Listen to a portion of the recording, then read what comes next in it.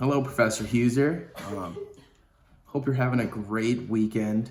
Hope your dog is doing well. As you can see, I'm in my Christmas attire. There's 118 days. I'm extremely excited. It's my favorite holiday. It's what's keeping me going through the semester.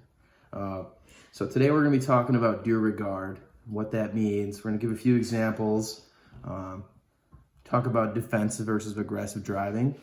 But we're also joined here today by two of your fellow classmates from last year, and they're also my mom and dad.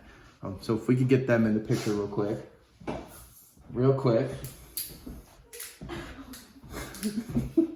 We got Matthew. The other one's camera shy. So Matthew, you just want to give me an example of what due regard is? What? What is due regard? I don't fucking know. I don't use that. I just pass the test. So basically, what due regard is can kind of be defined as driving in any kind of manner towards like the defensive side. That way you don't, cause a collision, injure a pedestrian, injure really anybody else. Maybe your patient that's inside of your rig. So kind of what it is just kind of, like I said before, is just picking between driving aggressively and defensively, just making sure that you do all steps necessary to kind of prevent any collision.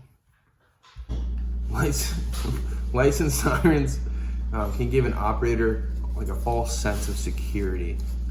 So like I said about having like an ego, just kind of believing that all of these vehicles are gonna move out of the way for you, can really just kind of give you that mentality that you're fine, everything should be done for you. With that being said, it's a good way to kind of just lose where you are, not pay attention, kind of black out, and just really not focus on what's coming up. And then for some examples of lights and sirens and what they are. So when you're running lights and sirens, some things that you can do that other vehicles can't do. That's going to be, let's say I roll up to an intersection, it's a red light. I can stop at that red light and then look both ways, make sure it's clear, and then continue to move forward. Other vehicles are going to have to wait at that red light.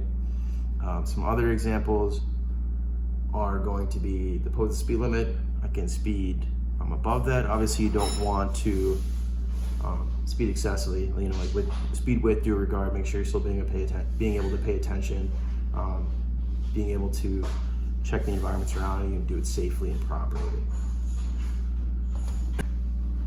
So are there any vehicles that would have the right of way before you?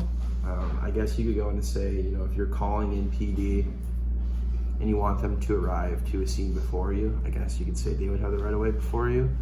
Otherwise, I would just always assume that you don't have the right of way. And like it says, light of sirens can give an operator a false sense of security. I would just assume that you don't have the right of way. If a vehicle pulls over for you, that's great. But I think, just, it's like stopping at a traffic light, right? You should always assume that other person doesn't know you have the right of way, and that kind of helps ensure your safety, their safety, and everybody's safety around you. So, I wouldn't even look at right of way. Just assume that you don't have it, and it's just going to help you drive more efficiently, drive safer, drive defensively. It's going to help you be looking out for people that might not see you, might not want to pull over, that might make mistakes, and then end up crashing the vehicle into other vehicles.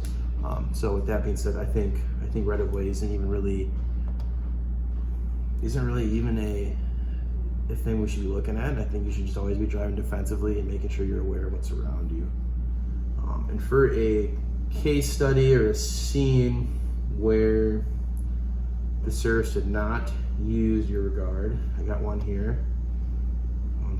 Supreme Court of Texas, City of Amarillo versus the respondent. So basically, somebody was driving a fire truck with warning lights and sirens, and when he approached the intersection, he reduced speed but drove through the intersection against red light. So he reduced speed, didn't fully stop, drew through it, and then he collided with 2 vehicles crossing the intersection. One of them was defendant, who sued the city for property damage, alleging that Clark negligently failed to maintain a proper lookout, to maintain a safe stopping distance, and to yield the right of way. So at the conclusion of this court, I think the court appealed all of the charges against him because of the Section 24 in Texas. It states that the driver of an authorized emergency vehicle may proceed past red or stop signal or stop sign, but only after slowing down. So they don't really need to stop fully. They can slow down and proceed through the intersection. Is that how it works in Wisconsin? That's how I was trained. Okay, so I guess that might just be a Section 24 rule.